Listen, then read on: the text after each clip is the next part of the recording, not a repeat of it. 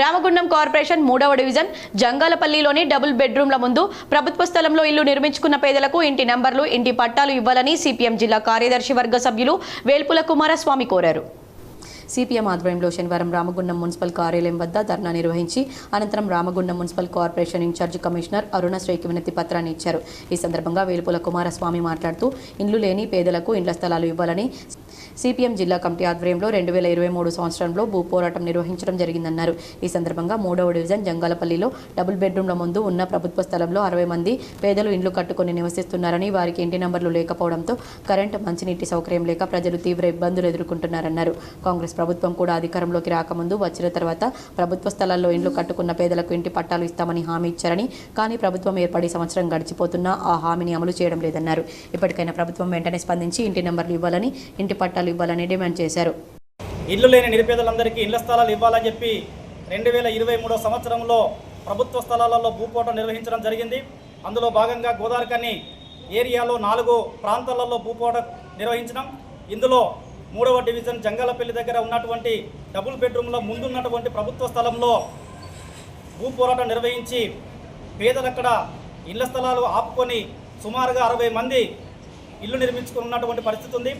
వాళ్లకు ఇంటి నెంబర్లు లేకపోవడంతో వాళ్ళకు కరెంటు మీటర్లు కానీ, మంచినీటి సౌకర్యం కానీ కల్పించేటువంటి పరిస్థితి లేక అక్కడ ఉన్నటువంటి ప్రజలు తీవ్రమైనటువంటి ఇబ్బందులు ఎదుర్కొంటున్నారు. ఈ సమస్యలను పరిష్కరించాలని చెప్పేసి అనేక సార్లు అధికారులకు విన్నవించినప్పటికీ కూడా వాళ్ళు పట్టించుకున్నటువంటి పరిస్థితి లేదు. సుమారుగా 2023 నుంచి ఇప్పటి వరకు చూసుకున్నట్లయితే చిన్న పిల్లల దగ్గర నుంచి అక్కడ ఉంటున్నటువంటి క్రమంలో మంచినీళ్లకు ఇబ్బందులు ఎదురవుతున్నాయి. కరెంటు లేక వేసవికాలం ప్రారంభమైన తర్వాత ఉక్కపోతతోని తీవ్రమైనటువంటి ఇబ్బందులు ఎదుర్కొంటున్నారు.